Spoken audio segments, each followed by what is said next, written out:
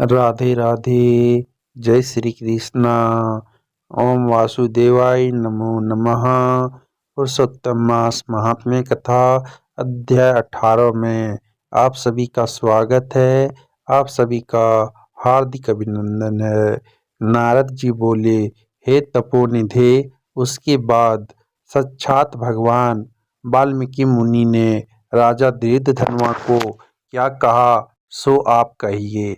श्री नारायण बोले, वह राजा राजऋषि दृढ़धनुआ अपने पूर्व जन्म का वृत्तांत सुनकर आश्चर्य करता हुआ मुनि श्रेष्ठ वाल्मीकि मुनि से पूछता है।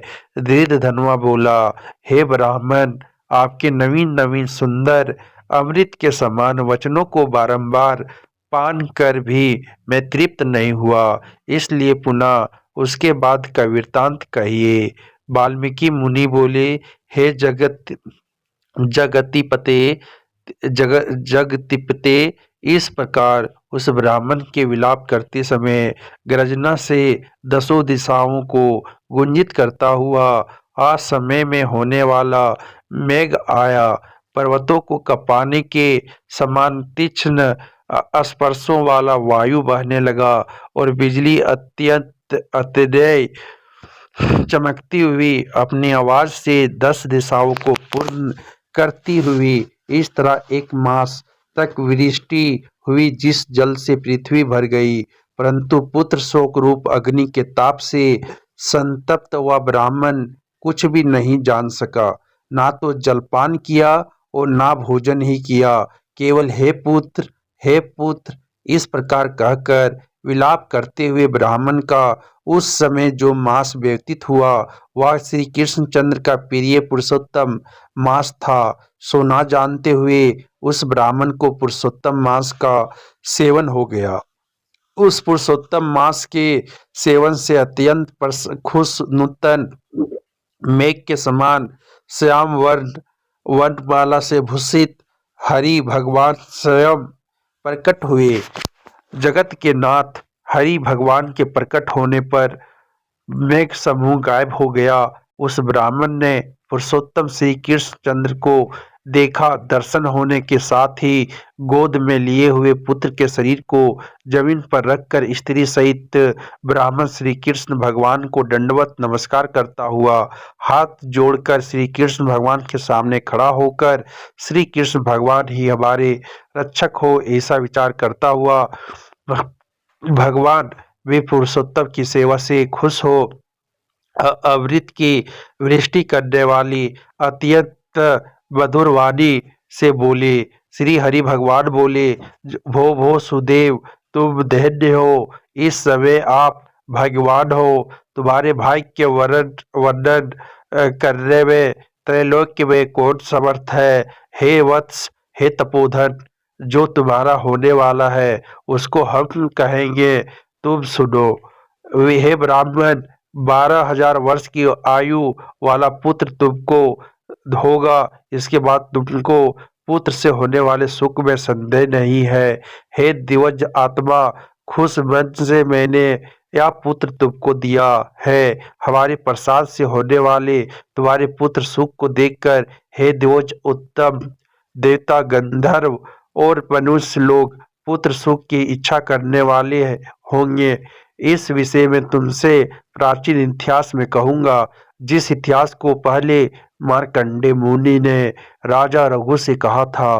प्रथम कोई श्रेष्ठ मन वाले धनुर नामक मुनीश्वर लोगों को पुत्र रूप मानसिक चिंता से जले हुए देखकर दुखित हुए और अमर पुत्र की इच्छा करके दारुण तप करने लगे।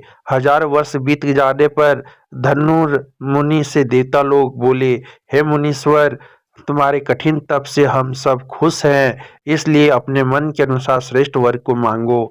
श्री नारायण बोले, देवताओं के अमृत तुल्य इस वचन को सुनकर उन तपोधन धनुर नामक मुनि ने बुद्धिमान और अमर पुत्र को मांगा। उस ब्राह्मण से देवताओं ने कहा कि पृथ्वी में ऐसा पुत्र नहीं है। तब धनुर मुनि ने देवताओं से कहा कि अच्छा ऐसा पुत्र दो जिसके आयु की मर्यादा बंधी हो। देवताओं ने कहा कि कैसी मर्यादा चाहिए कहो। इस पर उस मुनि ने भी कहा कि यह महान पर्वत जब तक रहे तब तक उसकी आयु होवे, ऐसा ही हो। इस प्रकार कहकर इंद्र आदि देवता स्वर्ग को चले गए। धनु शर्मा ने थोड़े समय में वैसा ही पुत्र को प्राप्त किया। उस मुनि का पुत्र आकाश में चंद्र के समान बढ़ने लगा। 16वें वर्ष के होने पर मुनीश्वर ने पुत्र से कहा, हे वत्स, ये मुनि लोग कभी भी अपमान करने योग्य नहीं है। इस तरह शिक्षा देने पर भी उस पुत्र ने मुनियों का अनादर किया। आयु की मर्यादा के बल से उन्मत्त उसने ब्राह्मणों का अपमान किया। किसी समय परम क्रोधी महिष नामक मुनि ने विधि से शुभ फल देने वाले सालग्राम शिला का पूजन किया। उसी समय उस बालक ने वहां आकर सालग्राम की शिला को जल्दी से लेकर अपनी चंचलता के कारण हंसता हुआ पूर्ण जल वाले कूप में छोड़ दिया।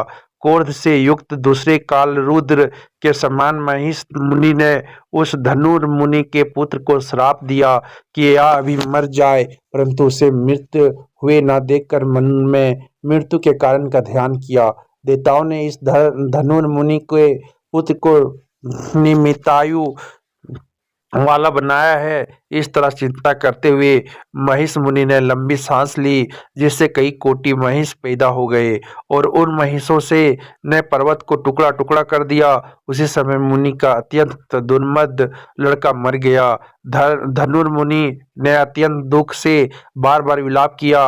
बाद अनेक प्रकार विलाप कर पुत्र के शरीर को लेकर पुत्र के दुख से अत्यंत पीड़ित हो चीता की अग्नि में प्रवेश किया। इस प्रकार हठ से पुत्र प्राप्त करने वाले कहीं भी सुख को नहीं पाते हैं।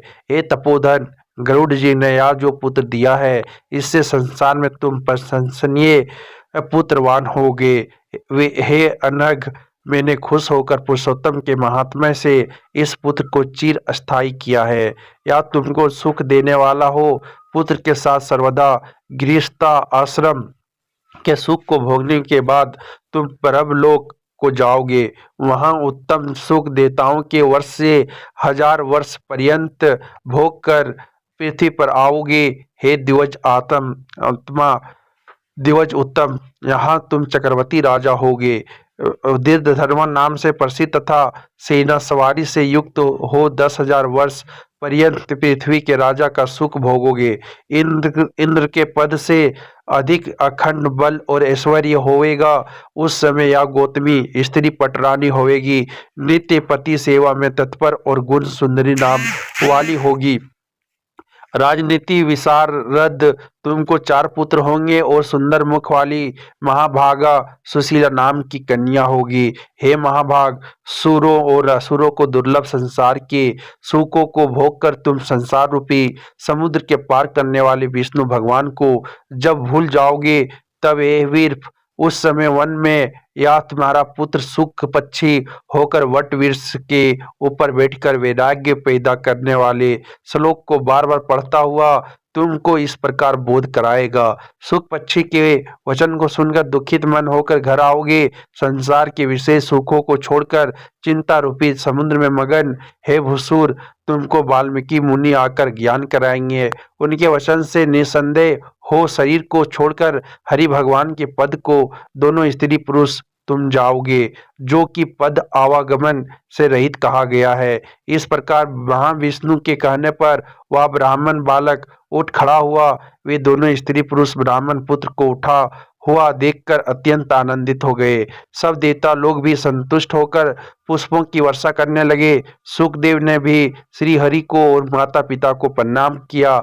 उस ब्राह्मण को पुत्र के साथ देखकर गरुड़ जी भी अत्यंत खुश हुए। उस समय चकित होकर ब्राह्मण ने श्री हरि भगवान को नमस्कार किया और हाथ जोड़कर हृदय में होने वाले संदेह को दूर करने के लिए हर्ष के कारण गदगद वचन से जगदीश्वर से बोला, हे हरि, मैंने 4000 वर्ष पर्यंत लगातार अत्यंत दुष्कर तप किया। उस समय मेरे को आपने वहां आकर जो कठोर वचन कहा कि हे वत्स, तो हमने अच्छी तरह देखा है, इस समय तुमको निश्चय पुत्र नहीं है। हे हरि, उस वचन का उल्लंघन कर मेरे मृत पुत्र को जीवित करने का कारण क्या है, सो आप कहिए। इति श्री बृहन्नारदीय नारदीय पुराणे पुरुषोत्तम मास महात्म्य कथा अष्टोदशो अध्याय समाप्तम। हरि शरणम।